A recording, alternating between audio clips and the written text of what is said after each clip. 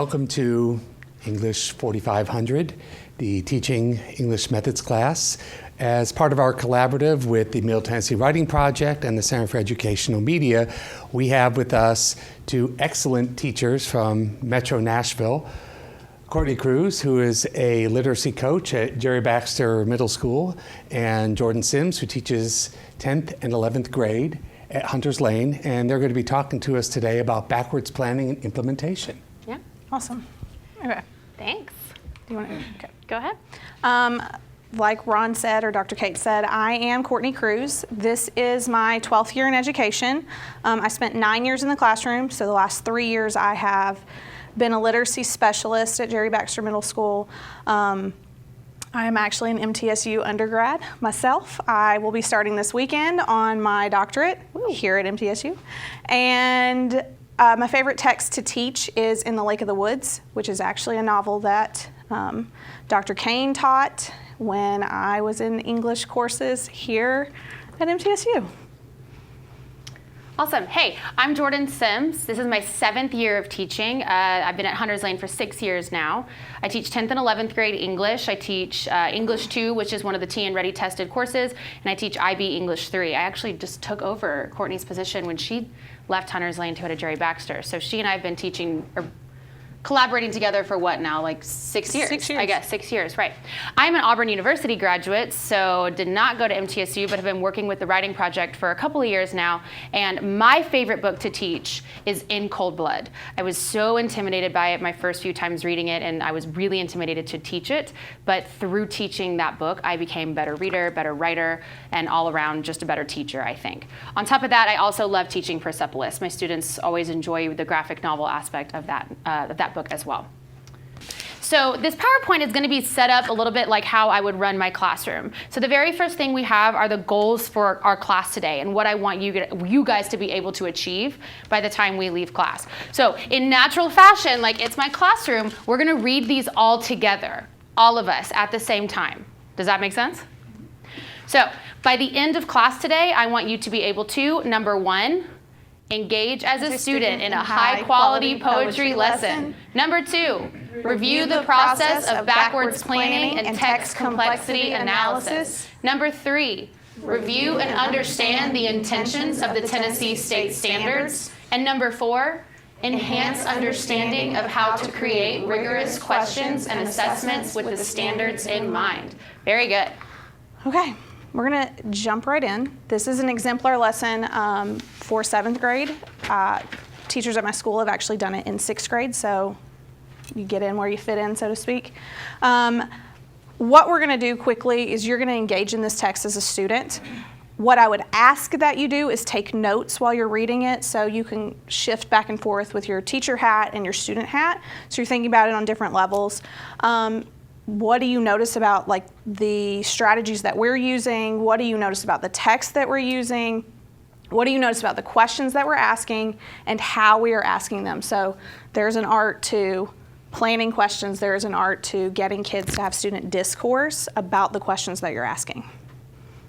And Jordan's going to read it. You all have a copy of the new Colossus in front of you.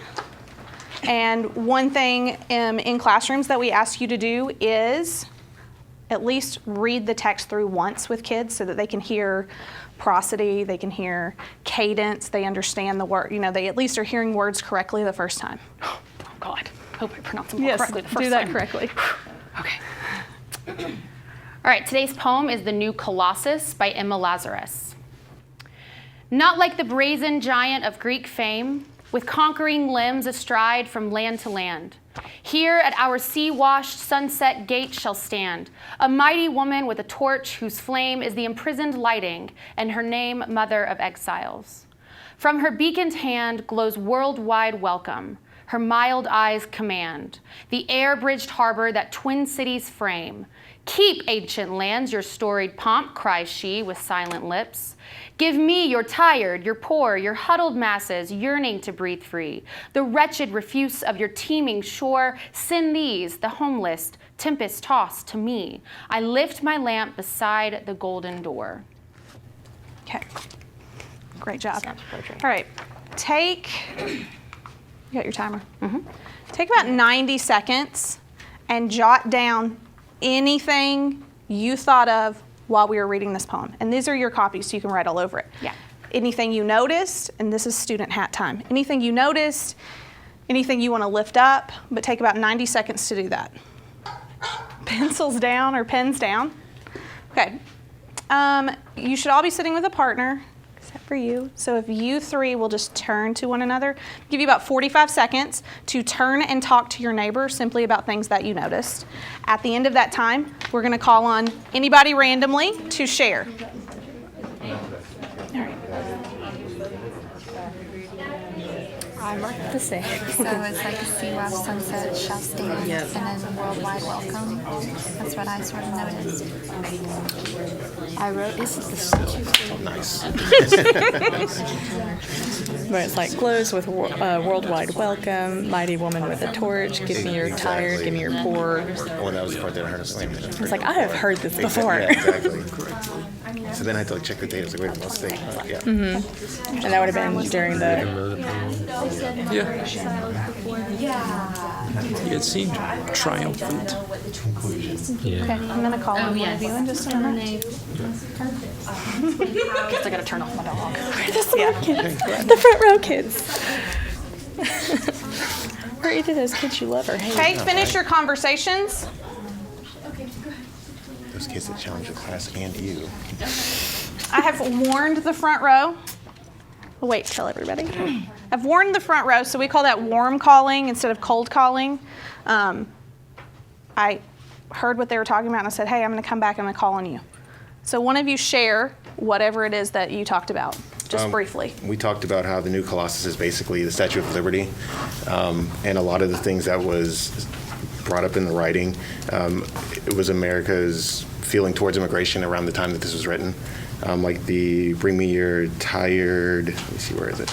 Give me your tired, your poor, your huddled masses yearning to breathe free.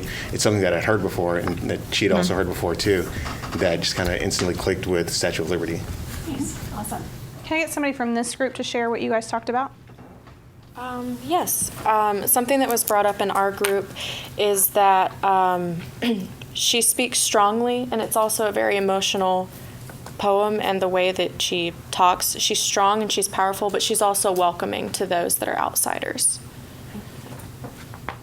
A couple of things that I noticed that I want to lift up is that in both answers, you reference something from the text. So you made a connection to, you'd heard this before, but you also said, specifically what it was you'd heard before.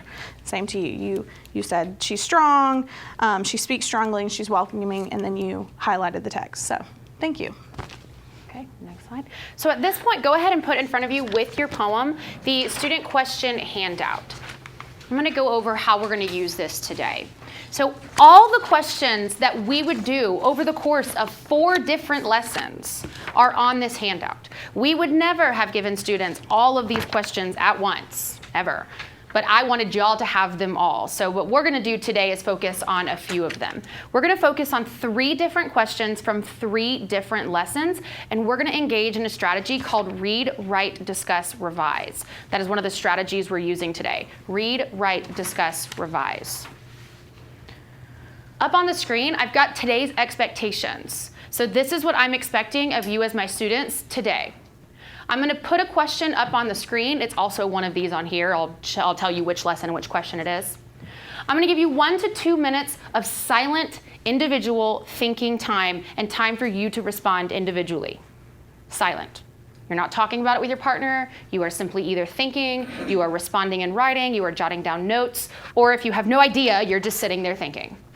After that, I'll give you 2 minutes to talk with your partner, and you guys can share what did you come up with, here's what I came up with, you'll share your responses. After that, we'll come back as a whole class. We'll talk about a couple different responses. We'll again come and warm call some of you and say, look, I love what you said, please share out. And then I'll give you 1 to 2 minutes to return to your original response and revise it to make it even better. Does this make sense? Okay.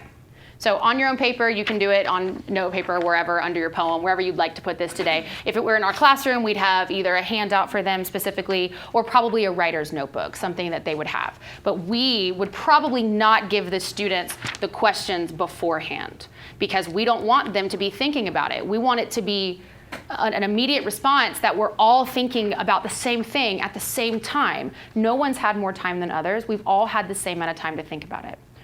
Are you with me? All right. Here is your first, oh wait, no, teacher note. Yep, I already said that.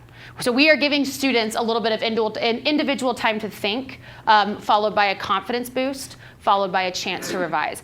And one thing that I was thinking about earlier as they were thinking to themselves after the poem is that silent, awkward teacher wait time, it is really awkward. And you do have to kind of, what would you say, gain your confidence during that awkward time. Like, don't talk through the directions. So when you say 90 seconds, give them the 90 seconds, fill in, whatever information, context that they need, and then give them the 90 seconds. Don't keep going. And don't forget, and remember too, and make sure that you are, let them write. Like an awkward Let silence. them write.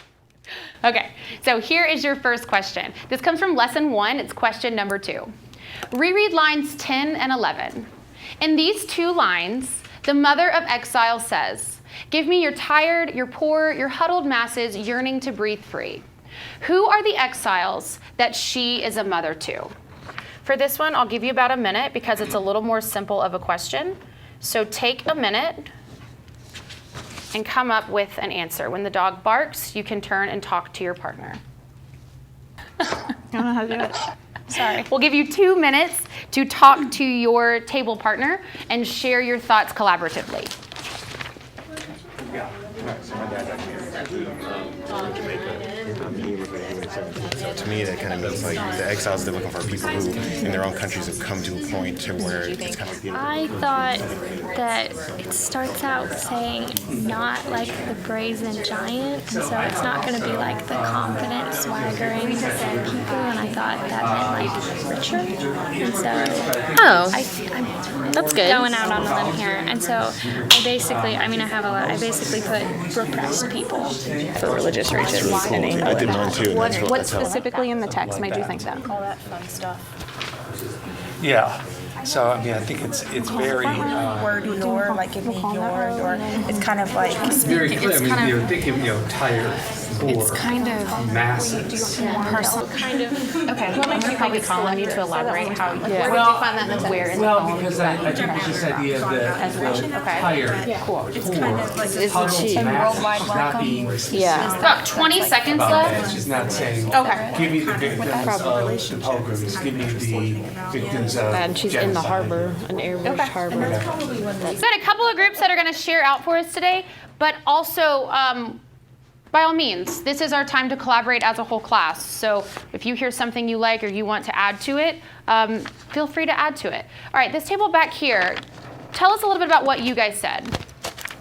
So I initially said immigrants, but I guess more in depth it would be immigrants who are seeking change, who are seeking maybe more freedom and liberty. Where in the poem did you get that seeking change, seeking more freedom and liberty? What lines pointed you to that? I guess I'm just making assumptions that if you're tired, you're poor, and you're huddling, and you're seeking to breathe freely, then you would want something different. Breathing free, right. So clearly they are not only oppressed or struggling, but they are suffocating in some way as well. Yeah, then she added on to it.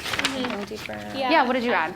I thought that if of your teaming shore they're considered garbage, then that would be repressed people. That would be people that you're not treating very well. Very nice. And that's why they want to leave. Nice. Those are great answers. This table up here, what did you guys get? We also agree with what that group said, and to add on to what they said, how it says worldwide welcome, we also thought that could be reference to immigrants as well.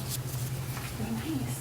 I just want to lift up that you used a talking stem. So you said, I want to add on to what they said. So you're referencing not only the poem, but you're also referencing your classmates. Nice job. And that'll be something you will have to model and teach your students. That will not be something that they necessarily will come into your classroom understanding. So just a quick exemplar answer. And I wrote these, I guess, thinking maybe sixth grader brain. I still wanted it to be a good answer, but one that was able to be accessed and interpreted by a lower level learner. So in the poem, the mother of exiles is acting as a mother to the people or huddled masses who are tired, poor, and fleeing their native countries looking for safety from oppression. Let me build on what she just said before you go into your revision piece. When you create exemplars, you're creating them, like it's an exemplar. It's the best. You don't have to write it at a college level and like blow all your children out of the water, but you want to write it in a way that they are trying to attain to be. So when she said I was thinking like a sixth grader, it's still a really good exemplar that you would want all of your sixth graders writing like. I also use this as an opportunity oftentimes to throw in new conventions and sentence structures and have my students model my sentence structure when I notice them possibly using way too many simple sentences. And so I might create one that's more compound complex to show them how it can be used appropriately.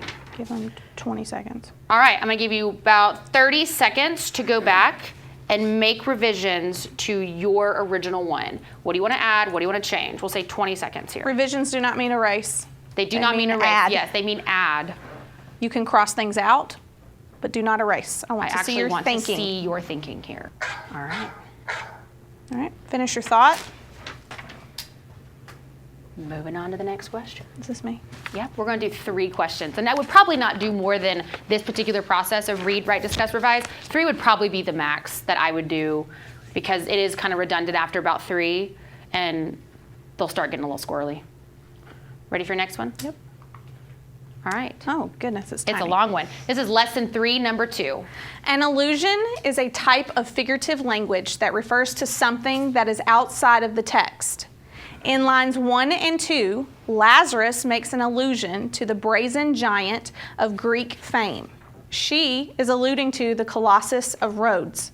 The Colossus of Rhodes was a Greek statue of Helios, the Greek sun god. It was built in 280 BC to celebrate victory in battle. Reread lines 1 and 2. What words does Lazarus use to describe the Colossus of Rhodes? What do these words lead you to envision? Give you about 90 seconds here on the timer. Individual think time.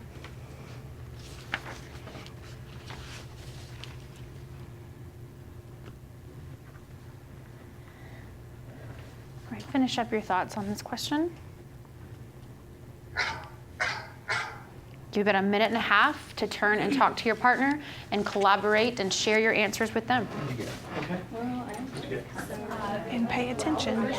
So I said, it's not the people doing the conquering that the mother of exiles is attracting. It's the people who have been conquered and are seeking their God-given unalienable rights. And the words that I said were brazen and conquering. I mean, I picked up the bronze color thing too, but also, I mean, the shameless part here. So, it's very, very bold, very dominant, very large. But the Statue of Liberty, because it starts not like. So Statue of Liberty is modest. It doesn't seek to conquer. It seeks to welcome. It's prideful and perhaps overpowers those. Which I think is an interesting way to start it. Why? Why is it interesting to start it that way? Okay. We got to keep up with our time. We got to make sure our students know that when we say a minute and a half, we mean it. I mean it. All right. What group are you going to call in today? I'm going to call on these gentlemen, please. Lovely. Just share one of your answers, or you can kind of mash it all together. It doesn't matter to me. I guess when we were talking about how the statue kind of represents our freedoms, kind of like the question, or like the statue, the Colossus of Rhodes was created to celebrate a victory. The Statue of Liberty kind of is sort of a trophy for the United States. It celebrates our victory over overcoming, our troubles to become what we are today. Nice. Okay. Nice. All right, this group over here, I'm going to specifically call on y'all because your answer, I almost feel like contradicts mine in a way, and I like that. I like that there's a different perspective spun here. So elaborate on what you guys were talking about with that first line and how impactful it is. Oh. Y'all got it. Okay. You can go for it. So it was, we felt like the idea of the very bold, very dominant, very large statue. You're saying it's not like the Statue of Liberty is not like that. That it's maybe more modest. It seeks to welcome. It doesn't seek to conquer. Very nice. Anybody else want to add anything? No? Raise your hand if you think it's a contradiction, or like they're contrasting. So, okay, raise your hand if you think that they're actually similar to your answer, and I'm not saying it was wrong, but like they're both sort of celebrations of something. Anybody? Those aren't contradictory, are they? I don't know if those are... Not contradictory, I meant contrasting. Like, so in his answer, or y'all's answer, y'all were talking about like... Yeah, but like it could be a celebration. They could be two contradictory ideas, but still both celebrations. Celebrating. Okay, perfect. I like that. Thank you. I appreciate pushback. I do. So this is a good conversation. This is where, and I mean, I did this strategy this morning with my students, and this is where, after hearing us discuss, I look at mine and I say, well, I don't like mine anymore. Yeah. So I don't like mine anymore. The Colossus of Rhodes is described as giant and famous. It is also said to have conquering limbs astride from land to land, meaning the statue's reach spans across shores. The word conquering helps create understanding of victory. These descriptions lead the reader to envision a mighty and impressive statue that will not accept defeat. And now I'm wishing I had added something about the nut in there. And now I'm like, I would tell my students, I am itching to change my response now. I feel like I could have done this better. So, take 30 seconds. Let's make it better. Add one idea that you heard and either share out or that you see on the screen to your answer.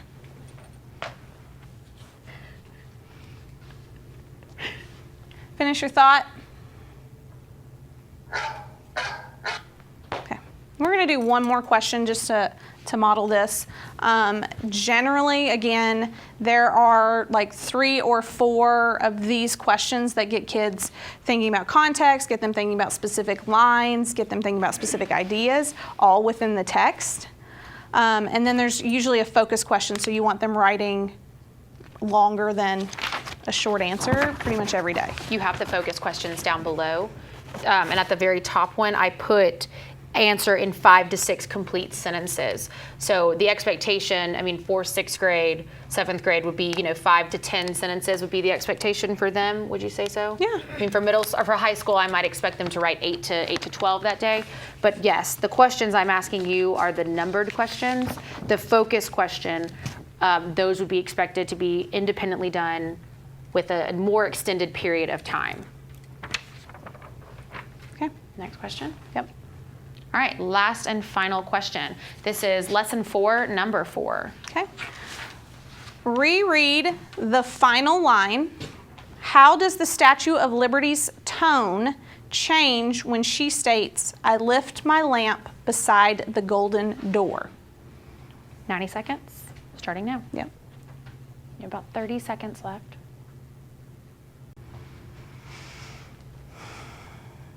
Be finishing your thought. Never gets old. Okay. So this time, when you share, need you really thinking about and listening to what your partner is telling you, because you are going to share with me what your partner said. Okay? Not your answer, what your partner said. So take... I'll give you an extra 30 seconds. We'll give you 2 minutes for this one. Many other oppressive countries. Boastful. She is, I guess, that America is golden. I put that she's no longer being that demanding figure. Give me all these people. Give it to me. Glows welcome, mild eyes, but yet the golden door. It's an interesting shift of tone, and it sort of goes back to that brazen giant. Gold is higher quality. But yeah, and that's why that last line confused me, because I mean, I've read this a lot, and I always assumed, like, oh yeah, that's referring to America. But now that I'm like actually studying it, suddenly I went, wait a minute, she is referring to America, right? Because now they're responsible for it. Yeah, it's because now they're responsible. Yeah. Gotta listen. Yeah, there's no reason that golden rhyme scheme. Winding down. Go ahead and stop it. All right. Stop your conversations or finish your your thought really quickly. Let's all come back. Okay. Can you share with me what your partner said? My partner suggested that the last line is more of Lady Liberty shifting to a more bold and boastful dialogue of declaring America as this great golden door. Okay. Boastful. Fan of that. Sorry, I like to write down your answers. Can you share what your partner said, please? He said that Lady Liberty is a force that won't back down, is proud, and cannot be moved, in showing that this is what we stand for and this is what I am going to show you. Okay. Would anybody else like to share what their partner said? Thank you. What Whitney focused on was that in previous lines, she was focusing more on the past and talking about oppression, whereas she said the last line is kind of a beacon of hope and light and looking toward the future. I like your answer because while I think both of y'all had great answers about the ending line, what was, I think, missing was the reference to how it changed. So referencing how it started to how it shifted in the end. And you summarized that nicely. That was good. So again, have our exemplary answer, which now I'm like, I don't like it. I don't like it anymore. I tried to use words that I, again, thought that sixth graders would get. The final line, I lift my lamp beside the golden door, has a positive tone compared to the rest of stanza 2.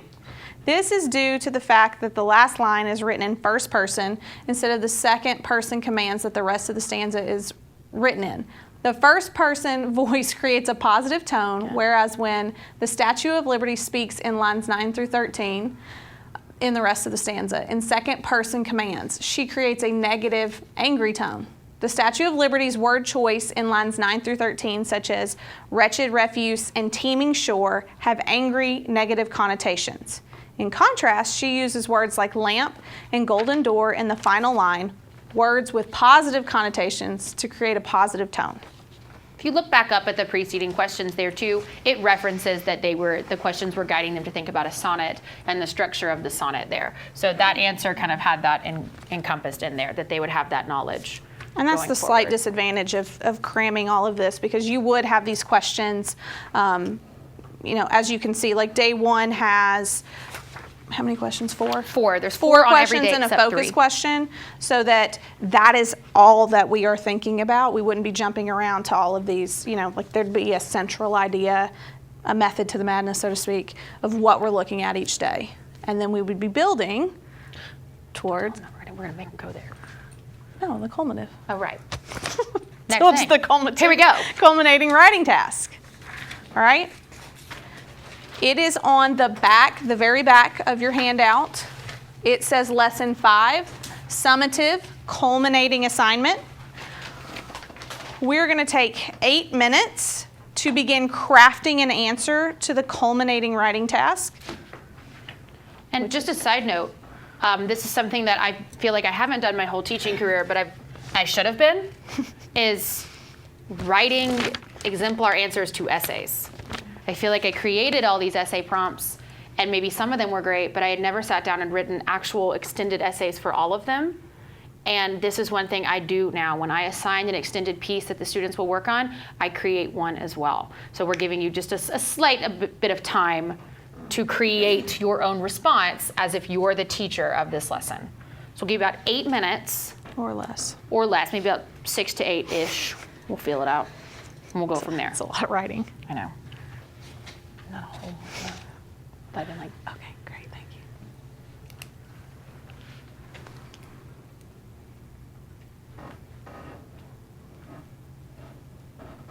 To the illusion here. That there will be, yeah, illusion. And then I was going to use something like word choice here.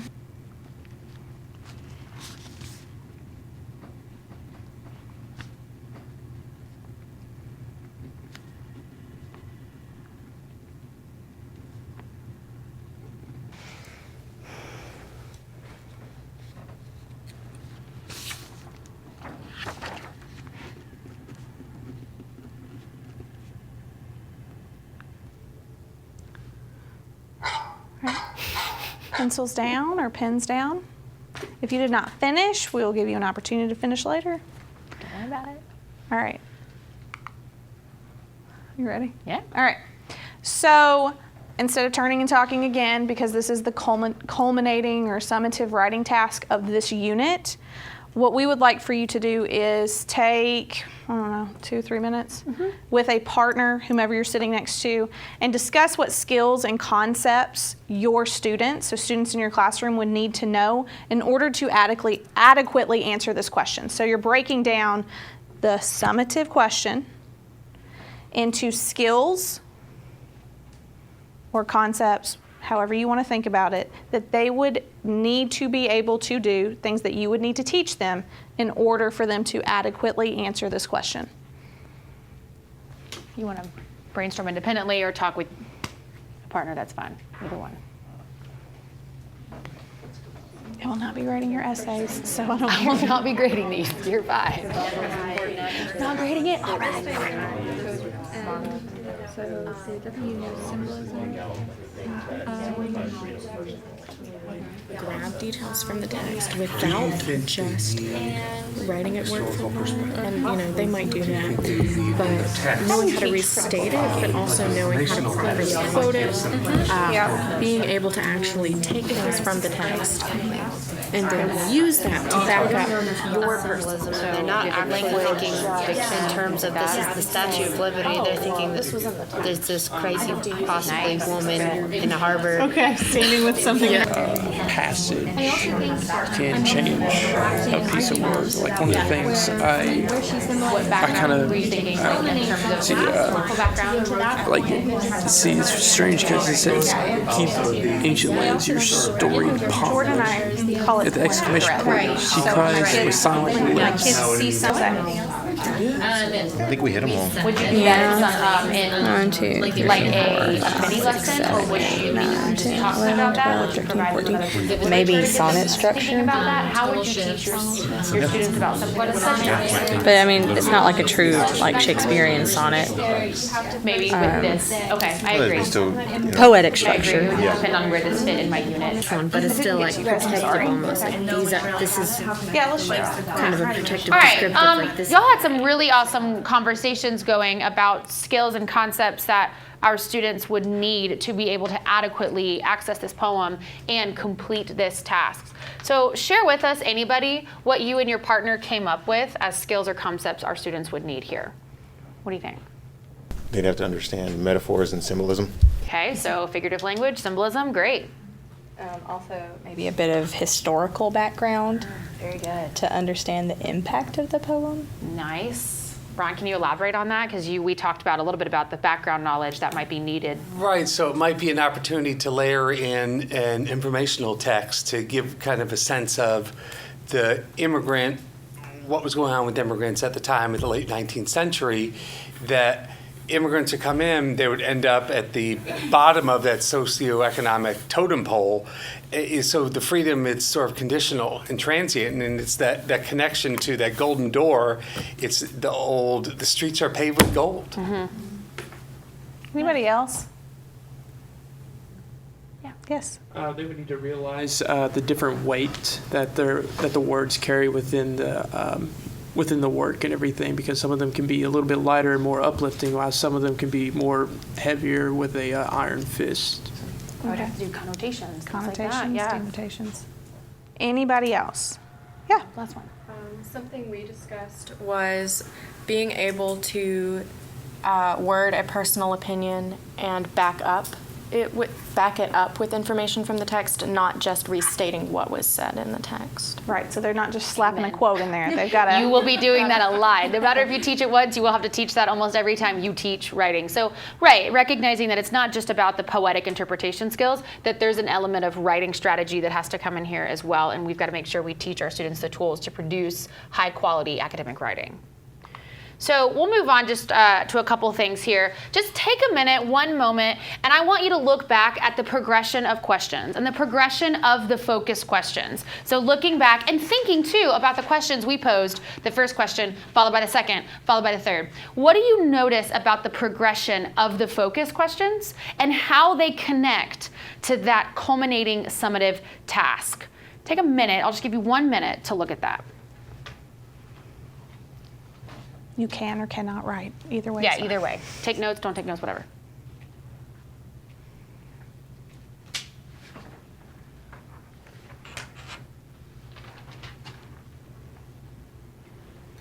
All right, just really quickly, share with us, what did you notice about the progression of the focus questions or the progression of the questions in general and how they connect to the summative culminating task here? What do you see, what do you notice? Each question can be pieced together to form something like an essay, like per question, focus question, by the time it gets to the end. So by the time they get to the end of the culminating task, each focus question has kind of built a different part of it. Okay, great. What else? I think it becomes more abstract. It goes from being concrete examples like reread lines 4 to 6 of the poem, and then getting into more abstract examples like the tonal change and how does that affect the overall meaning of the poem and whatnot. So we start with key ideas and details. We move into craft and structure and interpretation. Nice. What else do you notice? It definitely makes it more digestible. Especially starting with smaller tasks and then growing on the previous knowledge, then growing on the previous knowledge until you have an essay worth of not only facts, but also opinions drawn from those facts. Awesome. Yes. Anybody else? I think do we all kind of see the progression there of those questions? Yeah. Anything you want to add there?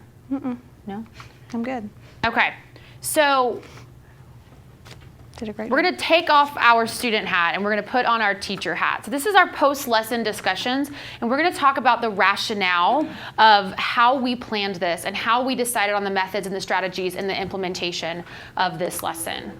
So we're going to start with backwards planning here. Are we familiar with this term, backwards planning? A new term for us. It's exciting. All right. Backwards planning is simply starting with the end in mind.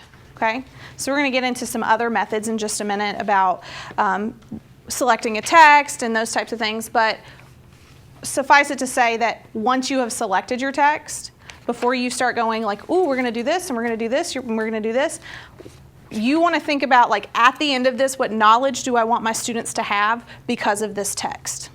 Okay, what do I want them to be able to do or talk about when we are done with this unit?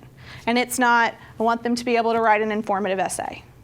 What knowledge do I want them to have obtained when we're done? Okay, and we're going to get into that in just a minute. Any questions so far? Does this seem like a foreign concept from previous ideas you've had about lesson planning? No? It really does make sense that you sit down with your text and you establish, what do I want my students to know after engaging in this? And what thinking opportunities does it provide them? What does this text do for them? And that's really where I start thinking. I start with my culminating task. I start there. And then you work backwards. So how can I build my questions and build my daily lessons to help my students achieve that goal? Cool. Any questions on that one?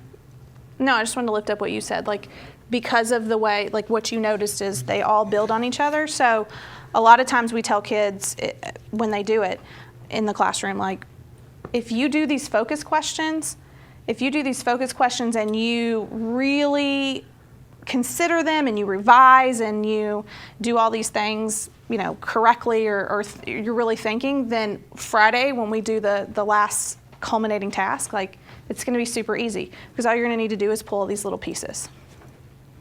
Awesome. Anything else? Questions so far? Anything you want to lift up? These next few slides we'll be talking just about the craft of teaching. The craft of, I've chosen my text, how do I create my lesson, how do I implement my lesson, how do I make sure there's standards aligned. So the actual nitty-gritty of what you will have to do in lesson planning, your methodology of lesson planning. So Ah, your favorite one. Text complexity. So for a very long time, text complexity was considered simply the quantitative measure. So what lexile level does a text fall in? Oh, it fell into 9th grade lexile. I can teach it. That's great. Things that you want to consider when you are selecting a text, okay? Is this text worthy of study? Is it something that, again, is going to build the knowledge? And I mean world knowledge, because I deal in literacy every day, but I can tell you I don't have conversations about symbols and tones outside of the English class. So what knowledge do I want them to be able to talk about after they've read the new Colossus?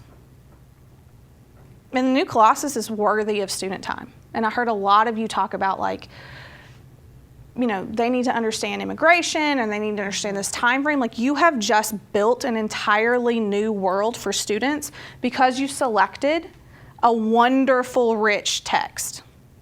Okay? Everybody with me on that? All right. I, as a teacher, did multiple reads of a text. The first time I read it, I would be like, ooh, I want to focus on this. And then I might read it again and be like, ooh, I want to focus on this. Or I might get kids and I might be like, my kids at Jerry Baxter, who have never left the 10-mile radius that they live in, and be like, I can't be talking about 1883 for them, because they have 1883 might as well be 1945. My dinosaurs were driving cars for all they know. Like, they have no idea. So how do I build their knowledge without giving away everything? And so text complexity is one of those areas where you backwards plan. You've selected a text, you've done multiple readings. Now let me determine what's the most difficult part of this text. Not the easiest part, the most difficult part of this text, and let me teach that to kids. Because if it's the easy part, I haven't built any knowledge for them. That's one thing that is hard to grasp when you first start planning lessons, is plan your assessments, plan your questions, your lessons around the most complex part of the text. It's going to be harder for students. They're going to push back more. But yeah, that's where your learning comes in. If they're not struggling, they're not learning. And I don't mean like it's really difficult and like they're never going to read, like they're never going to understand this. I mean like productive struggle. How do I build their knowledge? And that doesn't mean that we give them questions that are unattainable. That means we scaffold our questions to build, to be able to access something incredibly complex. When I first thought about this lesson and we sat down and talked about it, I was like, 6th graders no, that's not going to happen. 6th graders, no way. But after looking through it and engaging in it and seeing how the questions build, they could access that most complex part of this text, is that symbolism there. Mm-hmm. They could. All right, you want to show them that? Yeah. You will see text in this tiny, and we'll happily send this out to you. But sometimes you'll see text complexity in like a 4-quadrant style. These are much more specific. So thinking about... Feel free to snap a photo of that if you can, or we can send it out, whatever you want to do. Can't make it any bigger right now. But these are qualitative text features. Again, lexile is quantitative. These are qualitative text features to consider when you are selecting a text. So let's take like 30 seconds if you can see this, or can you see it? Is it too far for you? Well, I don't want to read them all to you. But when you sit down and you think about the poem, like I would say, what are some features of this that make it complex? I would argue that multiple and or subtle themes and purposes. There are unfamiliar settings, topics, or events.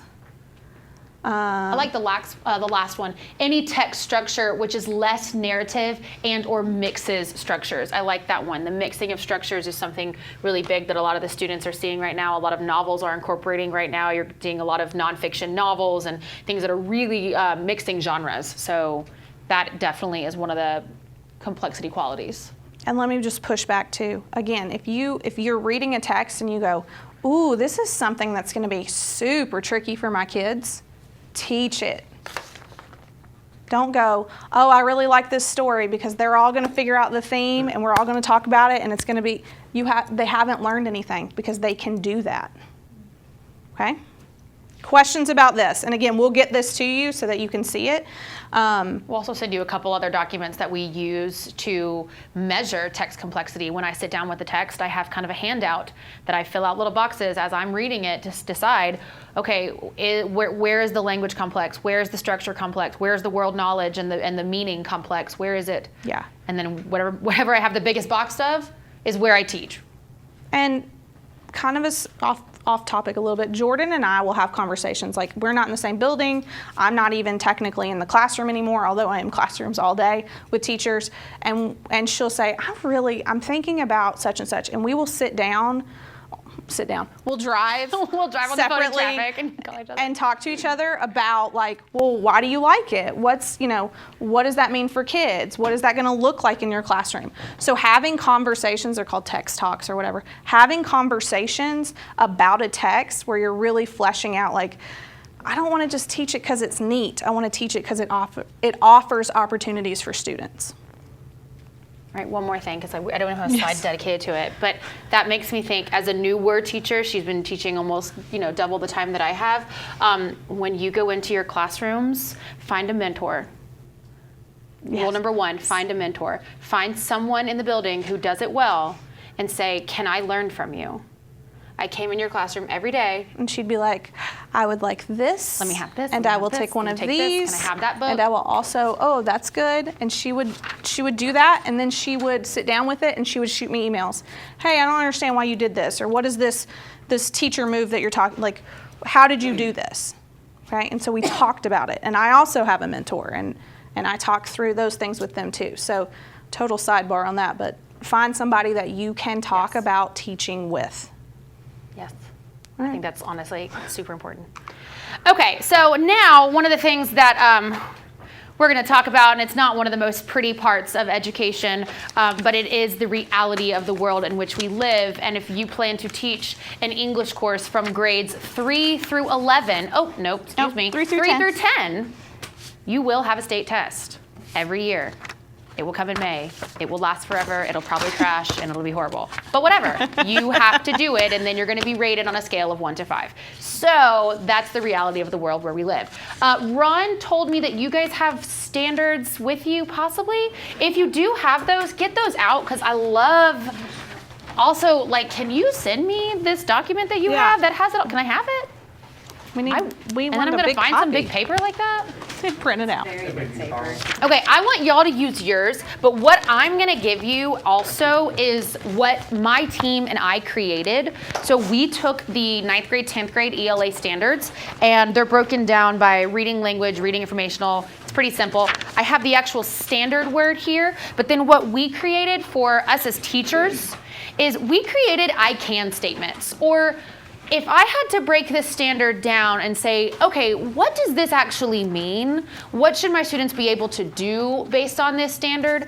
I created those, and I'm going to share those with you guys. Again, this is the 9th and 10th grade, because those are the grades. That's the grade. Oh, that didn't staple. Here, give me some. Good old staplers. Start talking, I'll pass out. Yeah. Here, I think one page may have been left off there, so sorry. Okay, so just a quick note on standards. They are Common Core for Tennessee. It is Common Core with Tennessee slapped in front. That is literally all it is. If you go look at the language on the Common Core website, it is actually pretty much the same wording to a T. So nothing fancy here. They're broken down into reading literature, reading information, writing language, speaking, and listening. And standards are kind of encompass the skills that students need to adequately understand and interpret a complex text. And this is where I think you can add here too. Standards are not a checklist of terms. They are not a checklist of terms. They are not a checklist of literary devices. They are not a checklist of mini lessons like, oh, okay, I did RIKID 3 today. Let me check that off my list. That is not what standards are. They are the language that says what students need to be able to be doing in order to access the new Colossus adequately and interpret it and talk about it in terms of the symbolism and the tone shifts and the structure. It's the skills they need, but it's not a checklist of mini lessons that you do every day. So don't think about standards in that sense. The old SPIs used to be that way. They did. But, and let me add, standards work in the service of a text, okay? Texts do not work in the service of standards. You select a text, and if you've selected a great one, tons of standards will shake out, okay? You don't teach standards for, you don't teach a text to checklist these standards, okay? And so that's what I mean by that. And Jordan's heard it like 15 times in the past 2 months. Well, right, Just because keep pushing it. And again, I think this with the shift of how things are shifting in education right now, it's not about teaching a 15-minute mini lesson on what is theme. That's too much. It's too redundant. It's more about putting a great text in front of students and having conversations about theme and writing about it. It's maybe I sit down for 5 minutes and I explain what if I just give them the term theme, but I'm not going to spend 20 minutes on a PowerPoint slide about theme anymore. When there's no context or there's no text in reference to. So like you teach those standards with the text in the center. You don't say like, oh, theme is this, here's examples of theme. You talk about it with the text right there.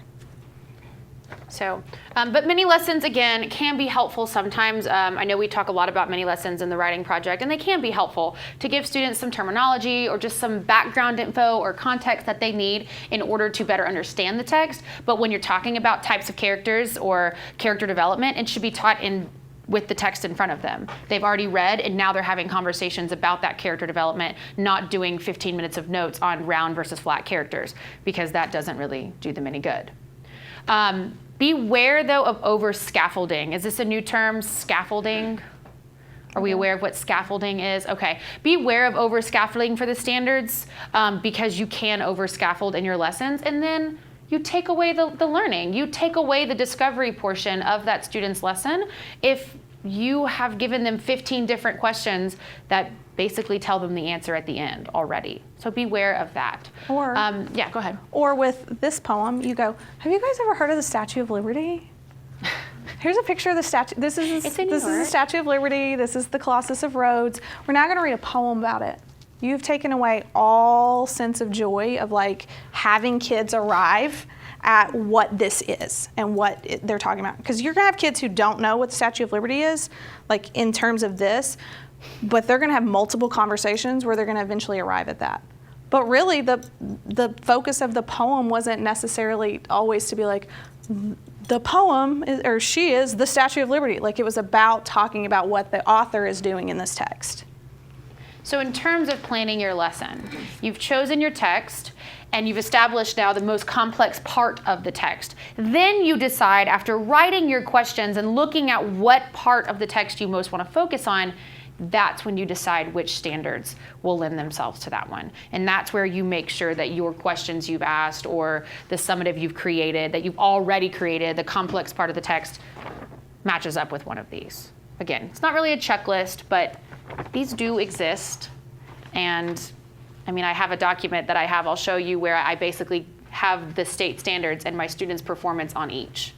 So they do value the standards and they do categorize questions by them. So it is worthwhile to know them and understand them. And it takes time to get to know the standards. So whatever grade level you do teach, spend some time unpacking them, knowing what they mean, paraphrasing them in your own words, because that is it is part of the job. I would say more often than not, the questions are starting to look like the ones on your handout and not like, what is the theme of the text that you just read? You know, in the old days, it was, I say the old days, the old days, but the questions would be, you could have kids, like the test taking strategy was like read the questions before you read the text and then go find them. That's not how it works anymore. Like they really have to read it and they have to understand it and they have to comprehend it and then they have to go in and like multiple times go back to it to find the answers, which is why it's becoming so difficult. All right, we have a little challenge for you today.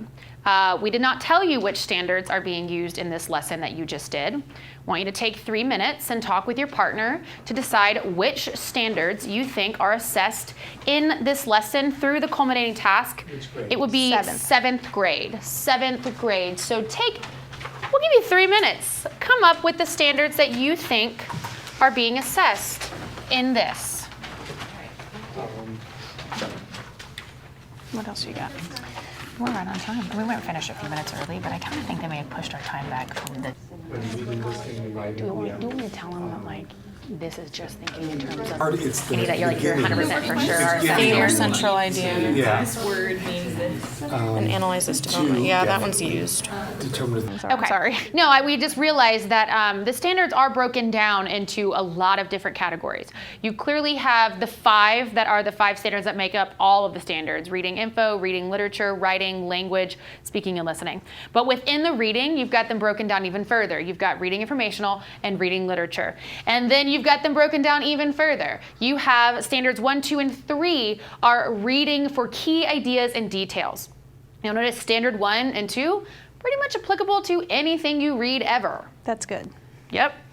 And then you break down to craft and structure. Those tend to focus a little bit more on the craft and the structure of the text. And then you have integration of knowledge and ideas. And those are where they're going to apply it to multiple texts and look at how multiple authors treat similar themes, and also looking at a couple other, integration interpretation ideas. So share with us real quick what standards were assessed through this, through the new Colossus questions and culminating assignment. What standards? What do y'all think? Anybody? Shout them out. Definitely reading standards 1 and 2. Okay, As we've already said. KID 1, KID 2. 4.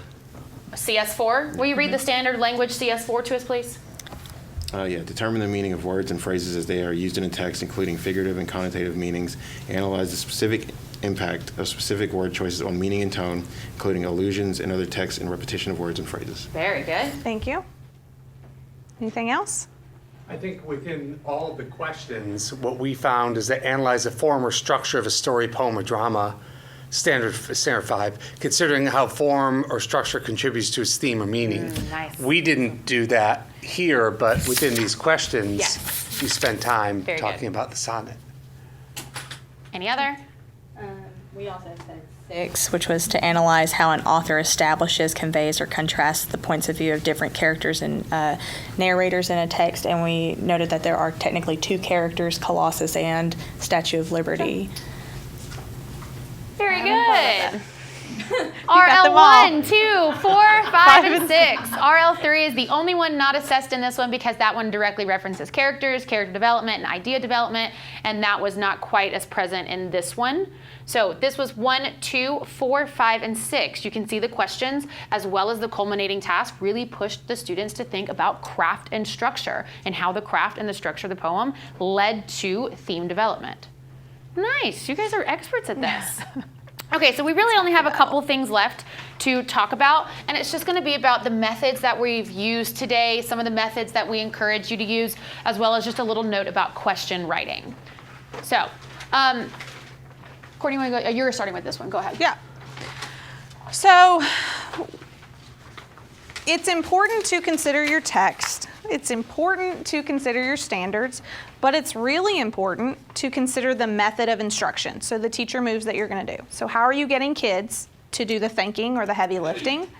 And so that's where the read, write, discuss, revise cycle comes in, and you can do multiple iterations of read, write, discuss, revise. That's sort of the umbrella that different instructional strategies fall under. Because again, you are actually smarter than the kids in your classroom. But if you're doing all the talking and you're giving them all the answers and you're doing everything for them, they will not learn anything. And they will look at you, because this is how they've been conditioned, with their sweet little puppy dog eyes, and they'll be like, please tell me the answer. I just don't know. I just don't know the answer. And then you will feel bad and you will give them the answer, and they have learned nothing.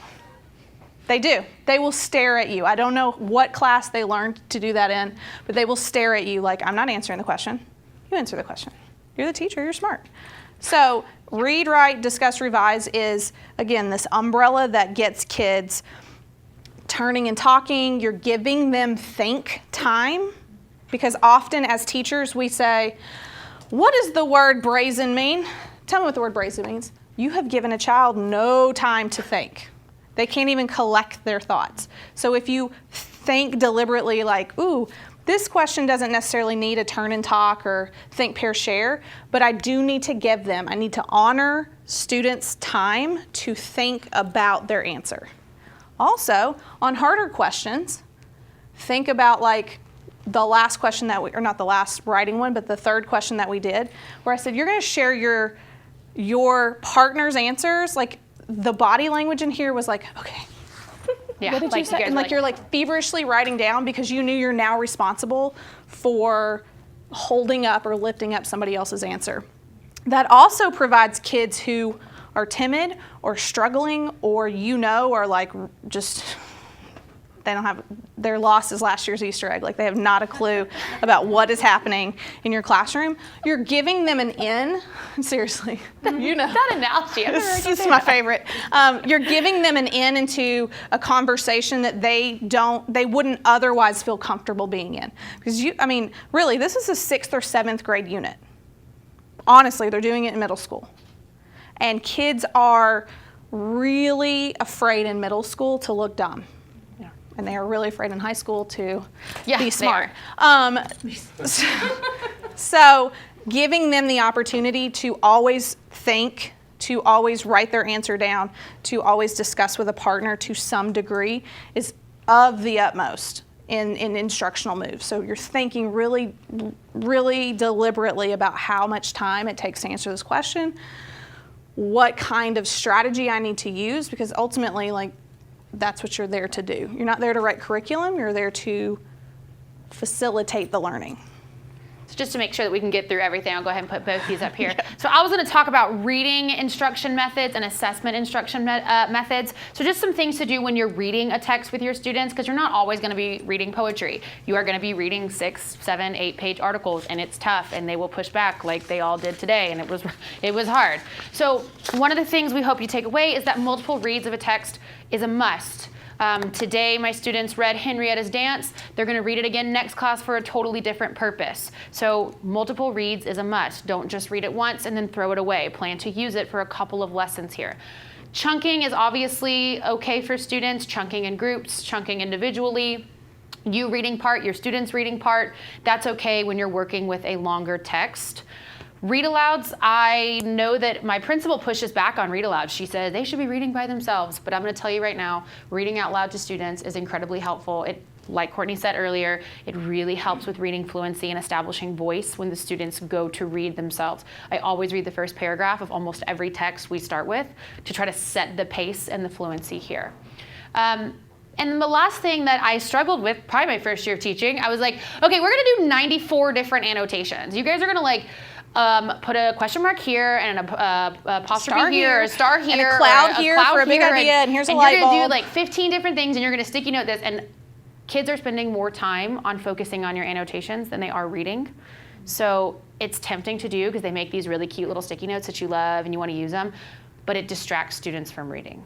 So be simple with your annotations, be mindful with your annotations. My current favorite is one-word summaries. Learned that from Deb. The one-word summaries, write one single word at the end of each paragraph that you think encompasses what to know. It's simple, it's easy, it's not that hard for kids to do, and it doesn't take a lot of time.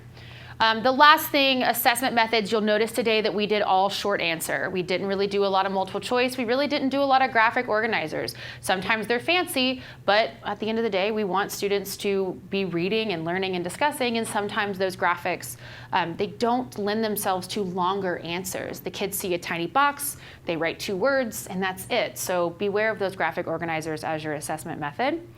Make students show their revision. That's one thing that I'm working on right now, and I'm having a lot of promise with it. They're showing me their revisions rather than rewriting things. I can see their thinking, and that seems to be helping. And then again, always make sure you complete your assessments that you're giving your kids, whether it's formative or summative. Make sure you complete it.